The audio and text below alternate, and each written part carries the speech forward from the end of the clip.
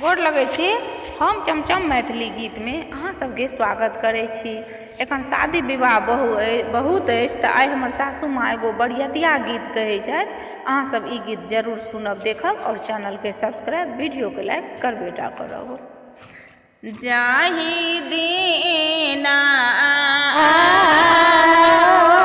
बाबो